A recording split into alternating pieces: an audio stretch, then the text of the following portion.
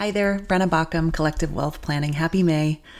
I heard a quote recently from author Morgan Housel that feels just right for this moment.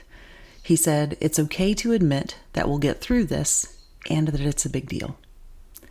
That tension between hope and concern, it's exactly where we are right now. And there's this natural temptation to lean hard into optimism or fear. But the truth is that most of us actually live somewhere in the middle. And Housel describes this space as the gray area, where it's easy to mistake uncommitted with being unaware. And that's where I try to live, in that gray space, that it is possible to acknowledge real challenges and believe in our resilience, to prepare without panicking, to hold space for multiple truths at once. This moment in time is asking a lot from all of us. And one of the most powerful things I think we can do is pause and ask ourselves, what do I need right now? Some people need sanctuary, a sense of grounding and protection. And that might mean, from a financial perspective, that might mean shoring up your emergency fund, or from a non-financial perspective, carving out more space for quiet things like gardening or walking or creative work. Sanctuary is deeply personal, and it doesn't always mean retreat. Sometimes it's simply giving yourself some permission to turn the noise down. Other people need action and agency to feel a sense of control in the face of chaos.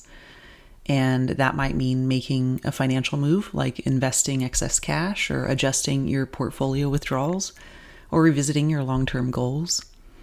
And it could also mean raising your voice. And if that's where your energy is leading you, there are protests to attend, there are senators to write, there are local organizations that desperately need your support. Both of these responses, agency and sanctuary, are valid, and most of us need a little bit of each. And the key is noticing where you are and making thoughtful choices from that place. So whether you are a longtime client or just tuning in, my goal is the same: to offer a steady hand to help you stay grounded in what matters most and to support the long-term success of your financial life. All right, so let's get into this month's resources. To listen, I have a podcast from Morgan Housel. It's one of his latest on tariffs, trust, risk, and regret.